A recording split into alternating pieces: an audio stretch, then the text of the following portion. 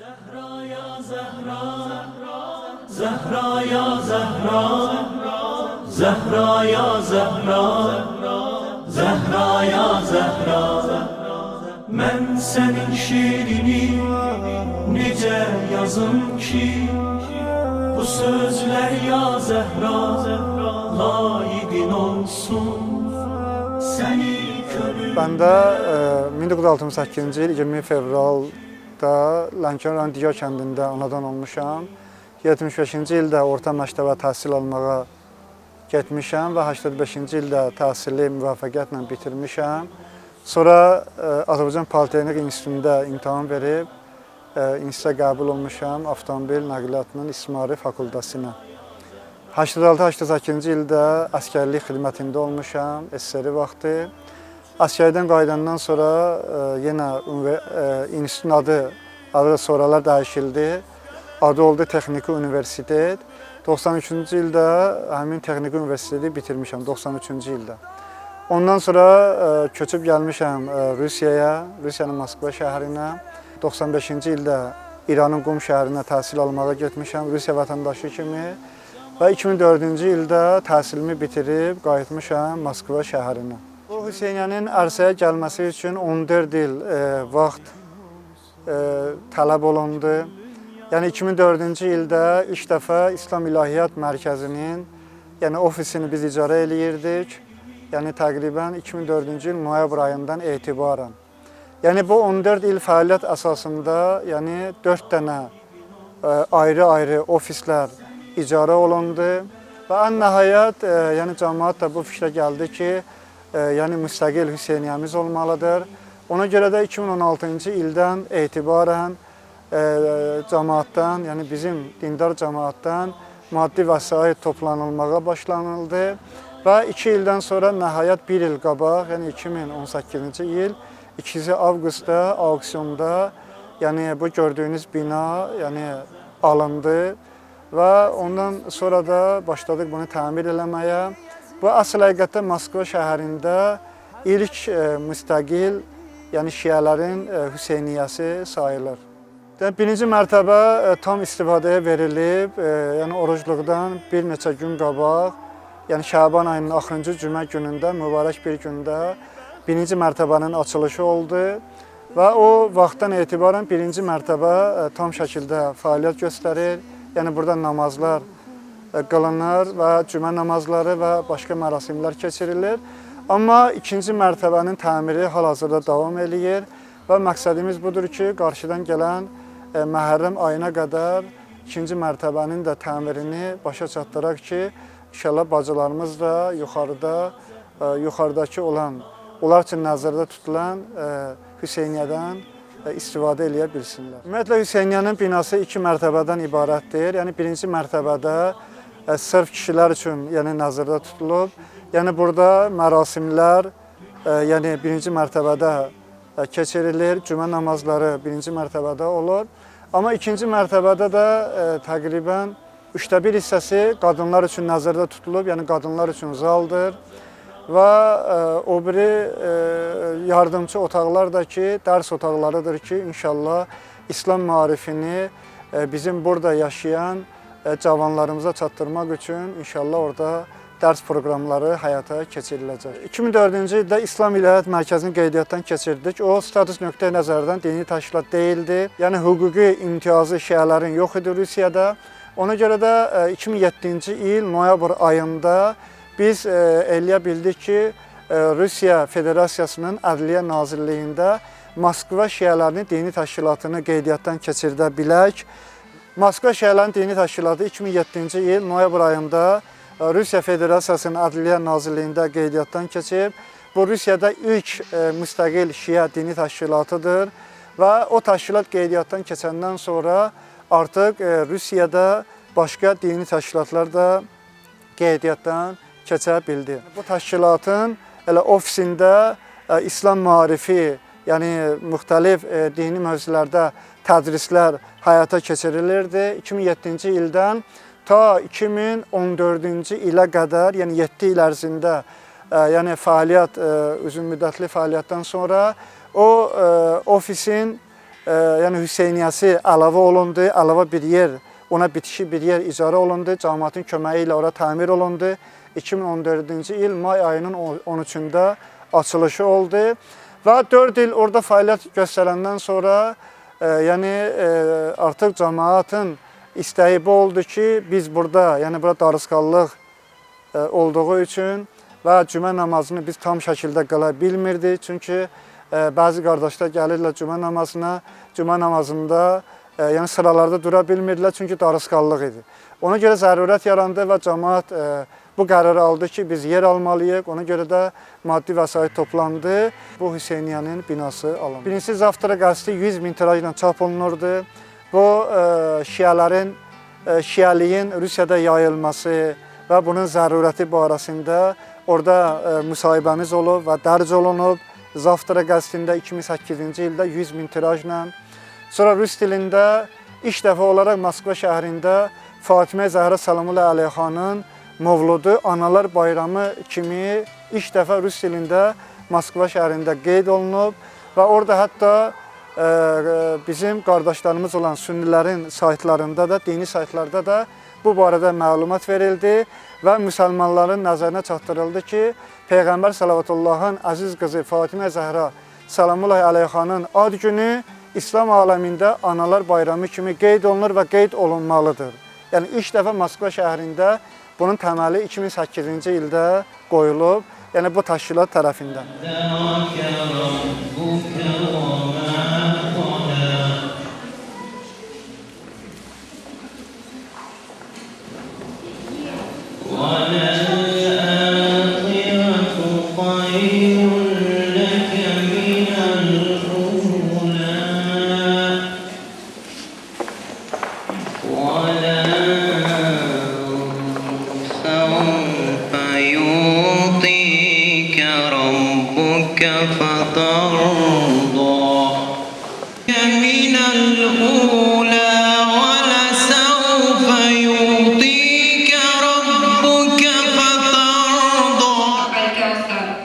Если вы будете следовать им, то вы никогда не собьетесь с пути.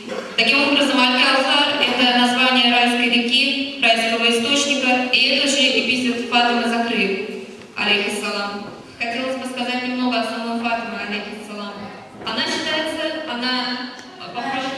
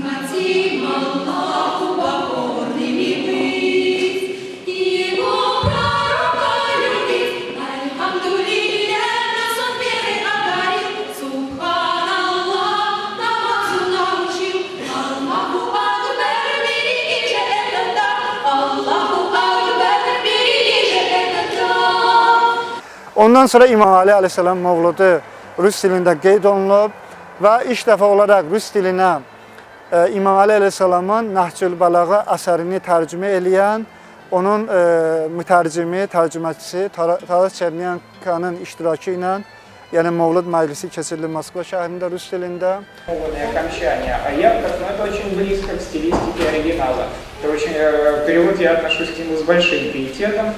Он был закончен в 93 году. Ну, есть стихотворные переводы Порохова, Тадеуш Шумовский, мы их знаем.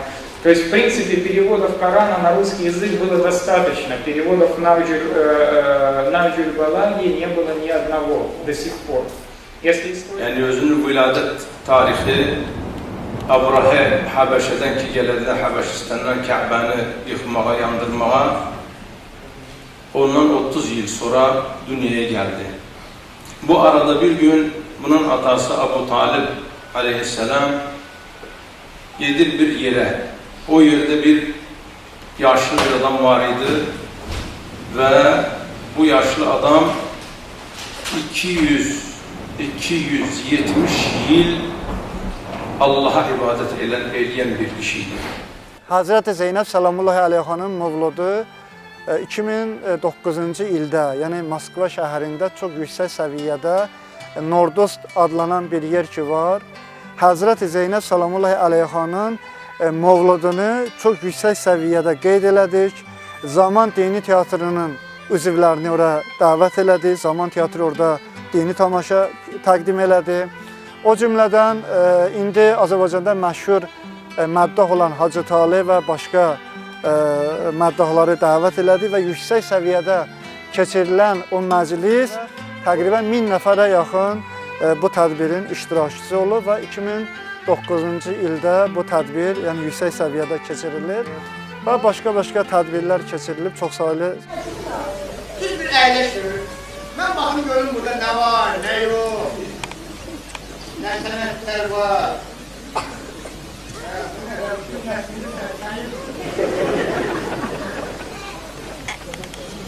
Mən görürəm, ona görə gələk, mən bir var orada, ayağımı əyrəm. Bir, beşənlər, var, mən Allah. Allah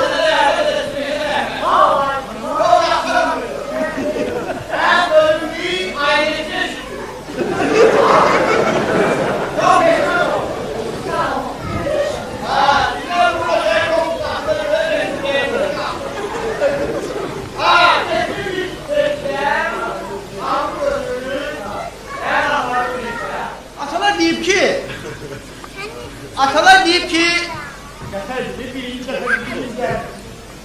atalar deyib ki, siz bir balaca mənə hörmət edəksiniz. Mən bu sənətlər sizin tapmışlarım. Başa düşmədir.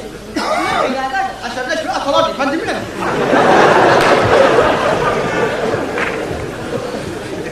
Burada mənim dönməyəm yazılır. Düz axşam saat 17:00-da mənə zəng edib gəldir ki, siz mənə hörmət edə bilərsiniz, ya yox. Mən də deyərəm, bu sənətlər tapılar ya tapılmaz. Adınız neydi? Mənsure. Kim Sure? Mənsure. Mənsure yoxsa sən Sure?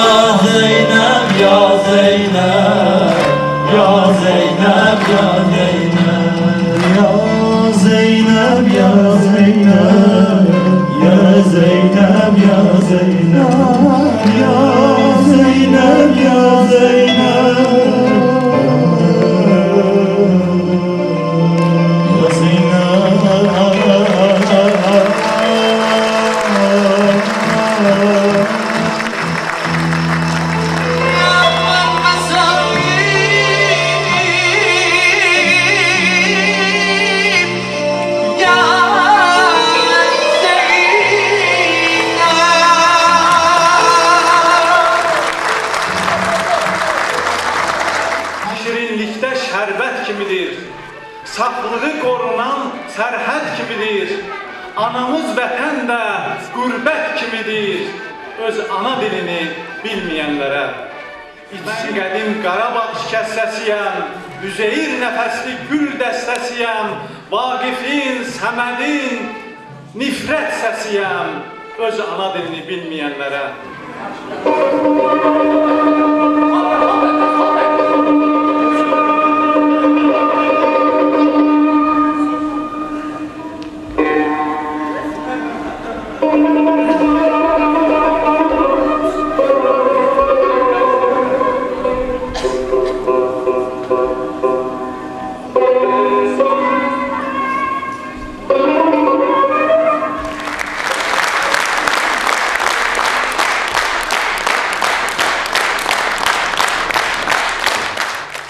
ilin yanvar ayından etibarən rəsmi İman qəzetini biz çap eləyərdik 5000 tirajla. Mən özüm onun baş redaktoru idim.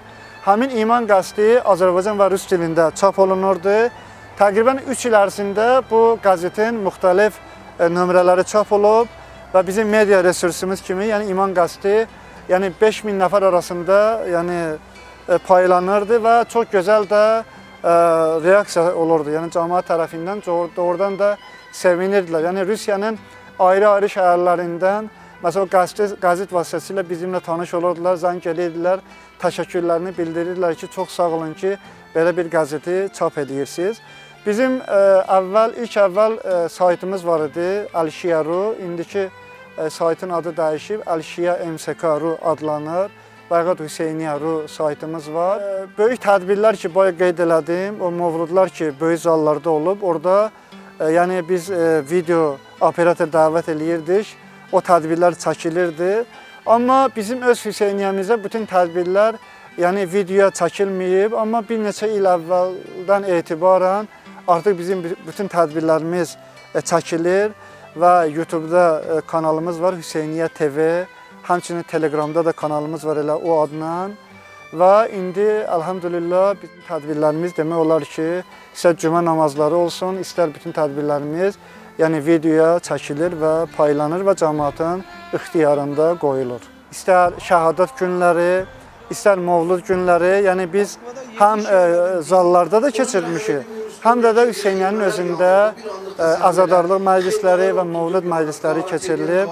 Ümumiyyətlə, Rusiyada 1872-ci il aprel ayının 4-də, yəni Rusiya imperiyasında ilk dəfə olaraq Tiflis şəhərində şiələr üçün dini təşkilat yaradılıb. 1872-ci il 4 apreldə.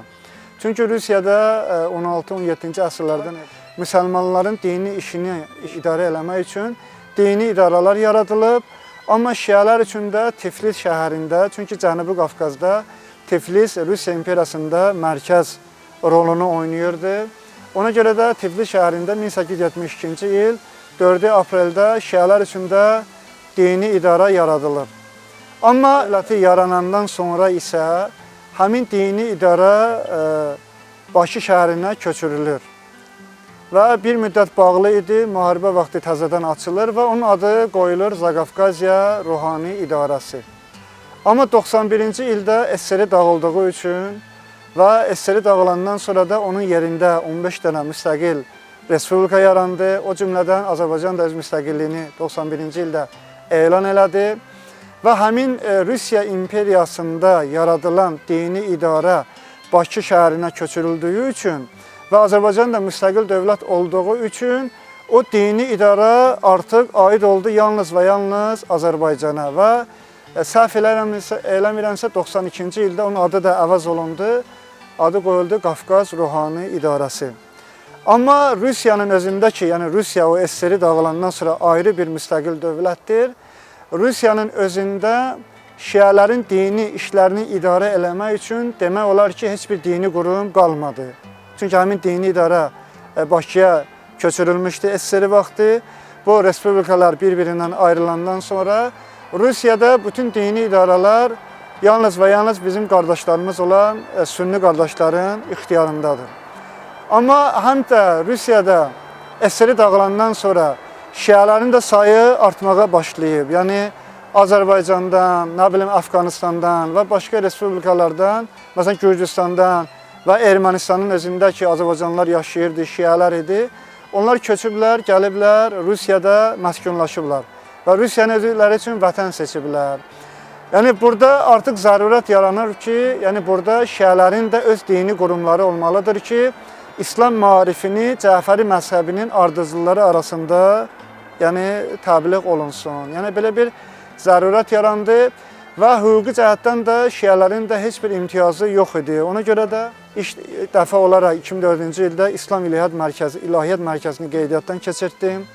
Bu status nöqteyi nəzərdən dini təşkilat olmasa da, yəni 3 il fəaliyyət göstərəndən sonra və Rusiyada ilk dəfə olaraq müstəqil şiələrin dini təşkilatını biz qeydiyyatdan keçirə bildik. Yəni bununla demək olar ki, tilsim qırıldı və yeni şiə təşkilatları Rusiyada yaranmağa başlandı. Bu maarifi insanlara çatdırmaq lazımdır. Bu bir zərurətdir. Bu zərurətdən qabağa gəlir.